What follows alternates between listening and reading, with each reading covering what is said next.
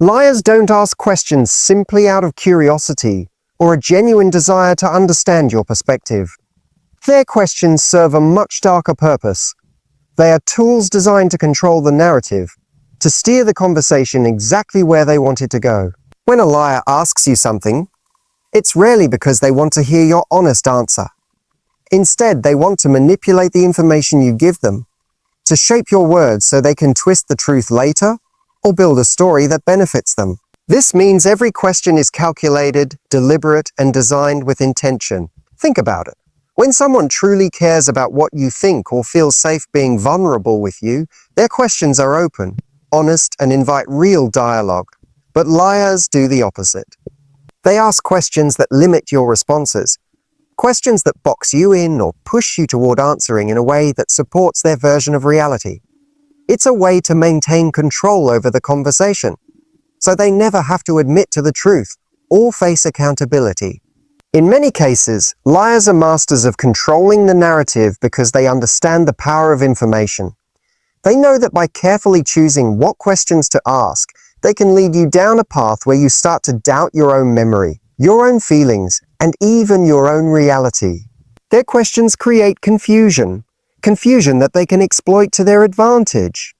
This is why you'll often notice that the questions they ask are vague or open-ended, designed so that your answer can be manipulated or reinterpreted later. What makes this so dangerous is that you may not even realize you're being controlled through these questions. You might think you're simply having a conversation, but really, you're being guided, subtly nudged to say things that make it easier for the liar to keep their falsehoods alive. And the more you try to explain or justify yourself in response to their questions, the deeper you can fall into their web. This kind of control also serves to protect the liar's ego. They use questions to deflect responsibility and avoid accountability. Instead of answering straightforwardly or facing the consequences of their actions, they manipulate the dialogue so that the focus shifts away from them and onto you. By controlling the narrative through questions, they ensure that they stay in the driver's seat, deciding what story gets told and how it unfolds. Recognizing this pattern is crucial because it allows you to take a step back and not be drawn into their game. When you understand that the questions aren't meant to uncover truth, but to control what you say, you can guard yourself against falling into traps. You learn to pause before answering, to question the motive behind the question itself, and to decide whether it's worth engaging at all. In essence, when a liar asks a question, remember this: it's not about seeking truth. It's about shaping a version of reality that serves them. Their questions are weapons disguised as curiosity. The moment you realize this, you gain the power to protect yourself from manipulation and keep your own truth intact. When liars ask questions, one of their main goals is to find weaknesses or inconsistencies in your answers. They're not genuinely interested in hearing your truth. Instead, they're on the hunt for anything they can twist or use against you later. Every question they pose is like a carefully laid trap, designed to make you slip up or reveal something that doesn't quite add up. This is a strategy rooted in manipulation. They want to dig beneath the surface and find vulnerabilities that will give them power over you. Liars know that the moment they detect a contradiction or an uncertain detail in what you say, they can exploit it to cast doubt on your entire story or your credibility. It's not about understanding you better. It's about finding ammunition. They listen intently to your responses, watching for hesitation, confusion, or emotional reactions that indicate where you might be most fragile. They can then use that information to confuse you further or to turn the tables, making you question your own judgment. This probing often feels invasive because it is. The questions are designed to unsettle you, to make you second-guess what you know to be true. They might ask the same question in different ways, testing whether your answers stay consistent. If you change your response even slightly, they'll seize on it as proof that you're unreliable or dishonest. This relentless questioning wears you down emotionally and mentally, making it harder to maintain your confidence or clarity. It's important to understand that this tactic isn't random. It's very intentional. Liars are often skilled at reading people, and they know which emotional buttons to push. For example, if they sense you're sensitive about a particular topic, They'll ask more questions around it, trying to expose your insecurities.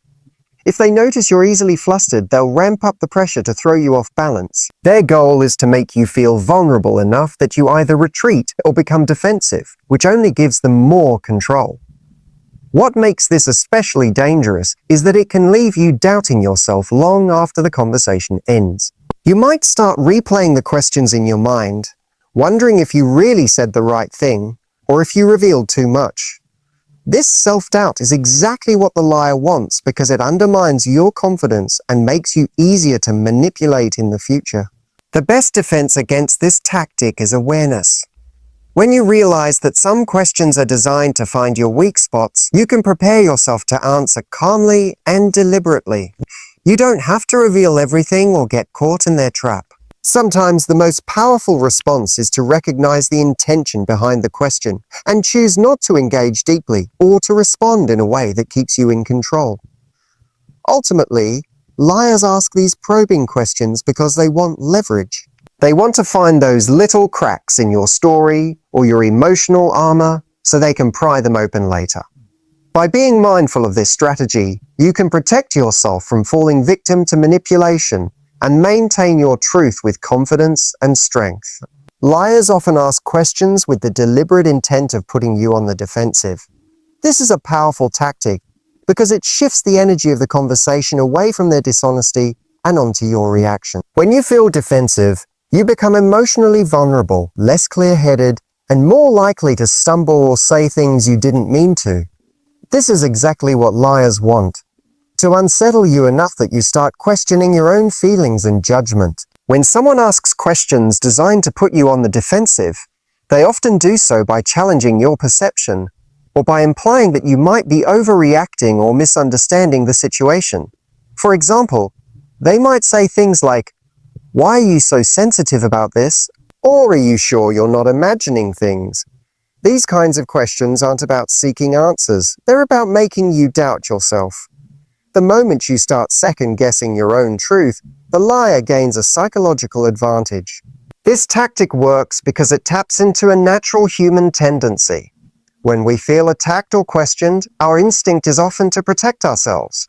But in doing so, we might reveal more than we intend, justify our feelings unnecessarily, or react emotionally, all of which can be used against us later. Liars know this and exploit it to keep control over the conversation and, ultimately, the relationship or situation. It's also important to notice how these questions often come with a tone of disbelief or condescension. The goal is to make you feel like your perspective is invalid or unreasonable. When this happens repeatedly, it chips away at your confidence, making you less likely to trust your own instinct. This erosion of self-trust is exactly what liars want, because it makes you easier to manipulate moving forward.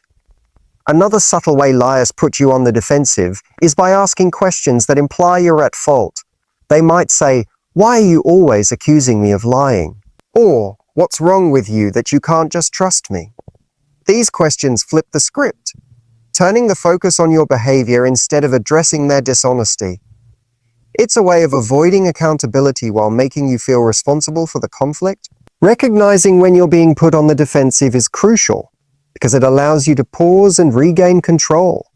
Instead of reacting emotionally or rushing to defend yourself, you can choose to stay calm and composed. When you respond from a place of confidence, you deny the liar the emotional reaction they're seeking. This, in turn, limits their power over you. One practical way to handle these defensive questions is to take a moment before answering. Ask yourself what the real intent behind the question is and whether it deserves your energy. Sometimes the best response is to calmly state that you won't engage in a conversation designed to make you feel attacked or confused. Setting clear boundaries in these moments sends a strong message that you won't be manipulated. Ultimately, questions designed to put you on the defensive are a form of emotional control. They are meant to destabilize you and make you doubt yourself, so the liar can maintain the upper hand. But when you become aware of this tactic, you reclaim your power. You learn to recognize these manipulative questions for what they are and refuse to fall into their trap. And that shift in awareness is the first step toward protecting your emotional well-being and preserving your truth. Liars often use what I like to call test questions. Subtle probes designed to see if you're paying attention, if you're suspicious, or if you're emotionally vulnerable. These questions might seem harmless or casual on the surface, but their true purpose is to gauge your level of awareness and to find out if you're a challenge to their deception.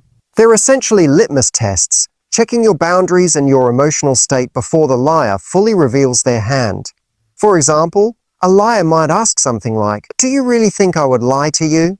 Or "Why would you even doubt me?" These questions aren't actually seeking honest answers. Instead, they're fishing for your reaction. If you respond too quickly, too emotionally, or with hesitation, the liar knows you're on shaky ground. They've just discovered a vulnerability they can exploit later on. On the other hand, if you respond calmly or even deflect the question, it sends a signal that you're not easily manipulated, which may discourage further attempts. This tactic is incredibly clever because it allows the liar to gather information without making themselves obvious. They don't outright accuse you or confess their deceit.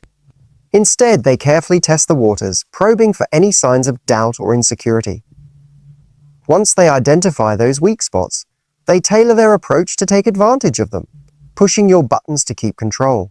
Another reason liars use test questions is to maintain their narrative's flexibility. By observing how you react to certain topics or statements, they can adjust their story to avoid being caught in contradictions. If you appear skeptical about a particular detail, they'll be more careful to modify that part of their lie in future conversations. In this way, test questions help liars stay one step ahead. It's important to remember that test questions often come disguised as innocent or even affectionate inquiries. They might sound like someone trying to reassure you or make you feel closer, but underneath, the intent is manipulative. The more you engage with these questions emotionally, the more power you give the liar. They feed off your uncertainty and use it to deepen their control. The best way to handle these test questions is to recognize them for what they are: probes, not genuine questions. When you notice the pattern, that these questions aren't about understanding or connection, but about assessing your defenses, you can choose how to respond. Sometimes the most effective answer is a simple, neutral reply that doesn't give away too much, or even a calm refusal to engage with the question. Developing this awareness also means learning to trust your instincts. If a question makes you feel uneasy, or if it seems like a trap, that feeling is valid. Your intuition is a powerful tool in detecting deception. Don't dismiss those gut feelings. Instead, use them as a guide to protect yourself. Ultimately, recognizing test questions early puts you back in control of the conversation and your emotions. It prevents liars from gaining ground and helps you maintain your clarity and confidence. When you refuse to be a subject for their manipulation tests, you take away their power and safeguard your truth. Liars often rely on vague and ambiguous questions as a strategic way to keep their lies flexible and protect themselves from being caught. Unlike straightforward questions that demand clear, direct answers, these ambiguous questions are intentionally designed to be open-ended or unclear. This lack of precision serves a very specific purpose. It allows the liar to maneuver their story in different directions depending on how the conversation unfolds. If they are ever confronted with evidence that contradicts their version, they can easily reinterpret the question or their previous answer to avoid accountability.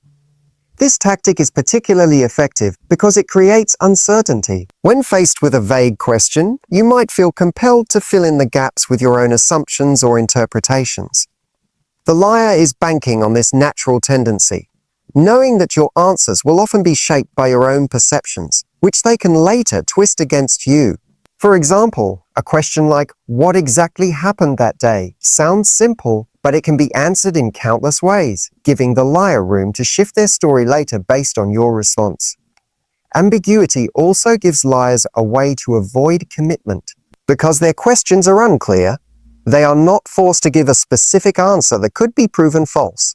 This keeps their narrative fluid and adaptable. If you catch a contradiction or inconsistency in what they say, they can claim they meant something else all along, or that you misunderstood their meaning. This flexibility is a defensive mechanism that keeps them a step ahead, making it harder for you to pin down the truth. Moreover, vague questions are often paired with evasive body language or tone. A liar might avoid eye contact, speak hesitantly, or quickly change the subject when you try to get a clearer answer. These subtle cues signal that they're uncomfortable with the topic and are deliberately keeping things blurry to protect themselves. Recognizing these signs can help you identify when you're being manipulated with ambiguous questions. Another reason liars use vague questions is to confuse you and wear down your mental clarity. When you're forced to guess what they really mean, your mind can become overwhelmed, and your confidence in your own understanding can start to falter.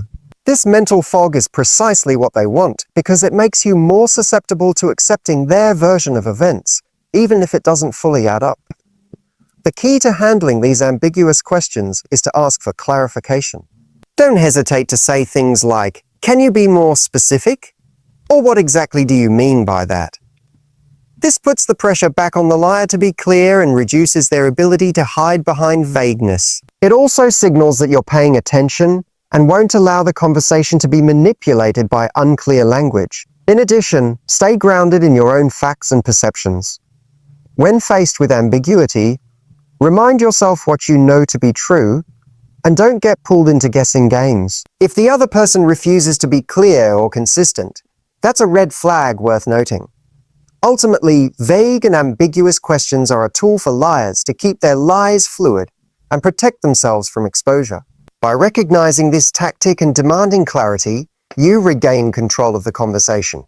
You prevent their story from shifting under your feet and preserve your ability to see the truth clearly. This awareness is a powerful step toward protecting yourself from manipulation and maintaining your emotional strength. Liars have a way of asking questions that try to flip the blame onto you, making it seem like you're the one causing problems or creating conflict. This tactic is not accidental. It's a deliberate strategy designed to deflect responsibility and make you question your own behavior instead of holding the liar accountable for theirs. When you find yourself facing questions like, "Why are you always so suspicious?" or "What's wrong with you that you don't trust me?" it's a sign that the liar is trying to shift the focus away from their dishonesty and onto your reactions. This technique is powerful because it puts you on the defensive and makes you feel guilty or flawed. Instead of addressing the core issue, the lie or deception, the conversation becomes about your perceived shortcomings. The liar manipulates your sense of self by suggesting that your concerns or feelings are unreasonable or the cause of the problem. This can make you doubt your own perceptions and even apologize for things you didn't do wrong, which further empowers the liar. By redirecting the blame, liars avoid taking responsibility and keep themselves safe from scrutiny.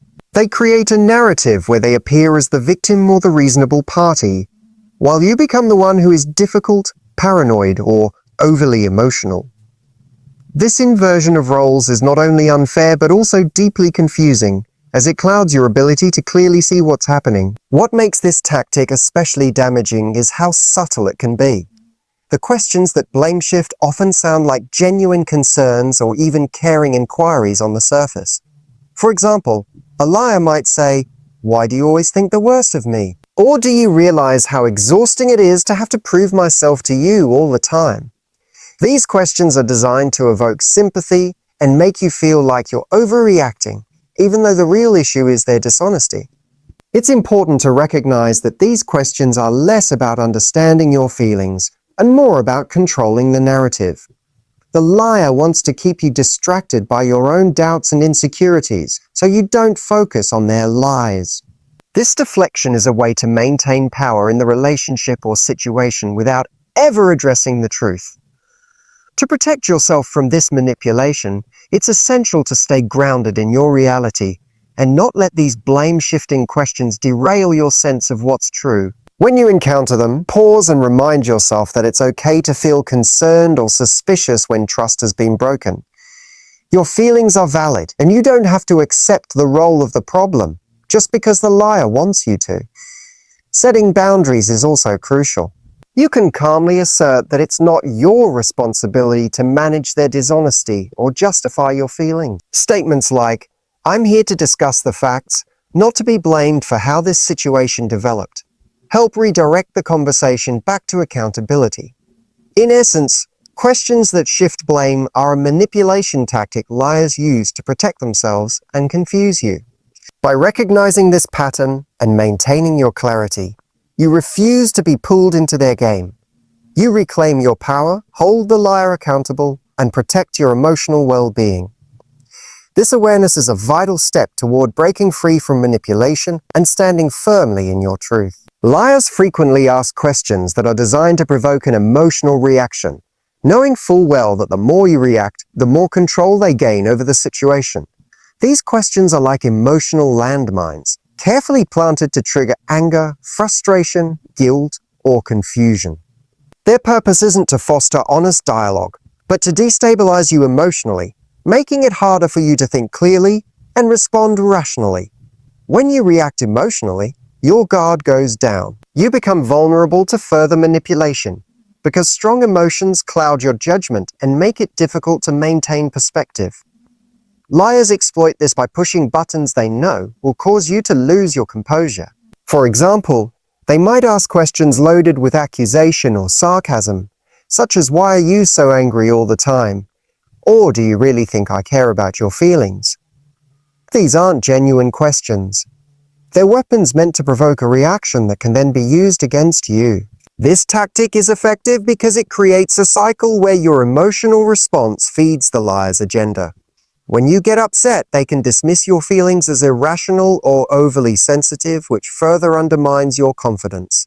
This dismissal makes you question your own emotional responses and can leave you feeling isolated and misunderstood. The liar thrives on this confusion because it keeps you off balance and more likely to comply with their narrative. Moreover, questions designed to provoke emotion often come with subtle insults or condescension. The liar might phrase their question in a way that seems innocent, but is actually undermining your self-worth. For example, "Why do you always make such a big deal out of nothing?" Or, "Are you really going to cry over this again?" These questions are intended to belittle your feelings and make you doubt the legitimacy of your own experiences. Recognizing these emotionally charged questions is crucial because it helps you break the cycle. When you become aware that a question is designed to provoke you, you can choose to respond differently. Instead of reacting immediately or defensively, take a moment to breathe and assess the intent behind the question. This pause allows you to regain control and respond with calmness rather than emotion. One effective strategy is to respond with neutral or non-emotional answers. This denies the liar the reaction they're seeking and can diffuse the situation.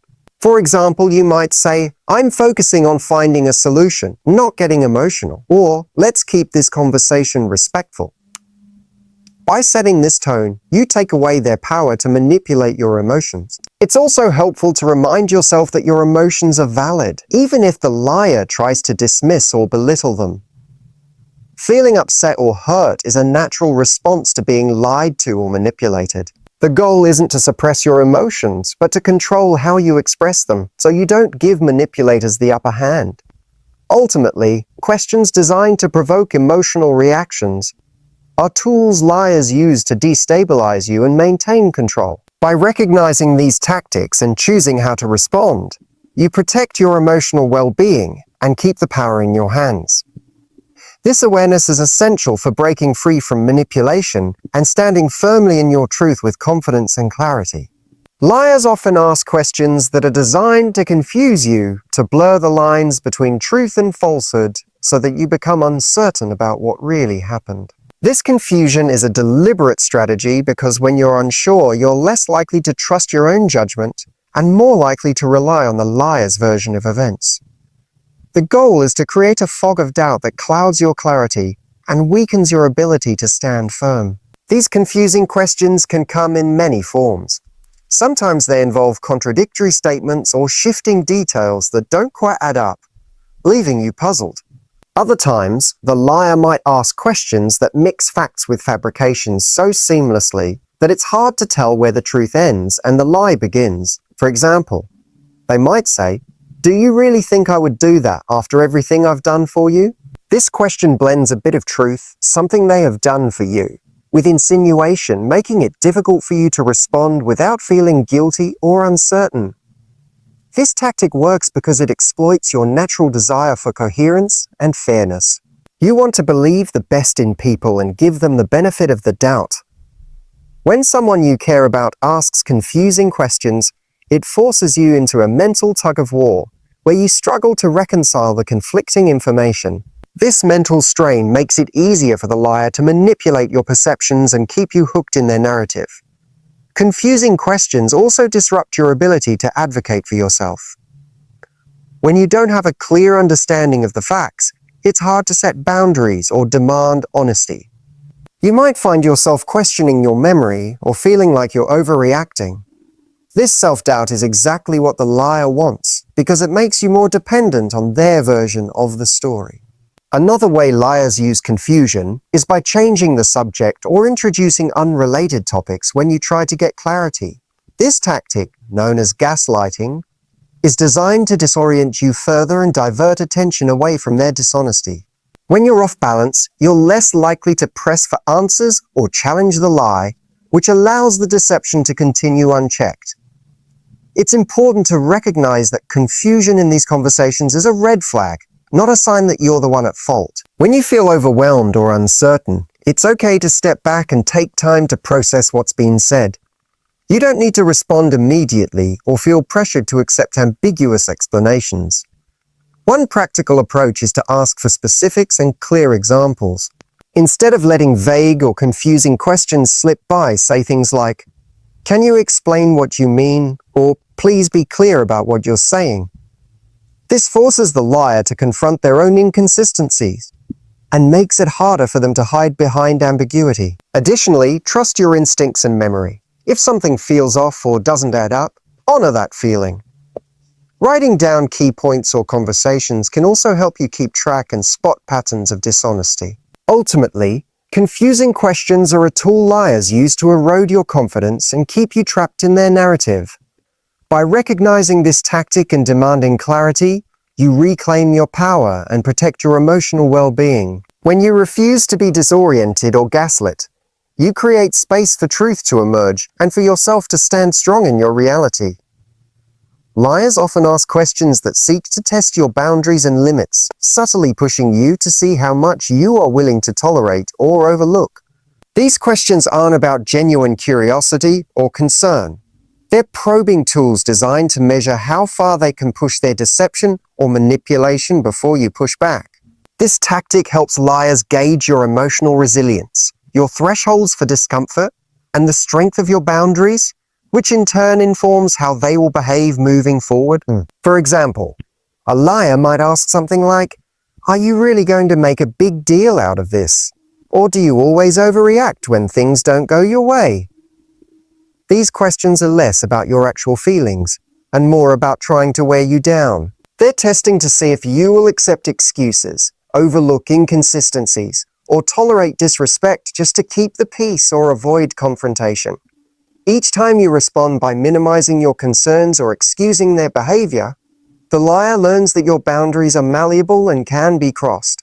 This boundary testing technique is often gradual and incremental. Liars won't usually push all their limits at once.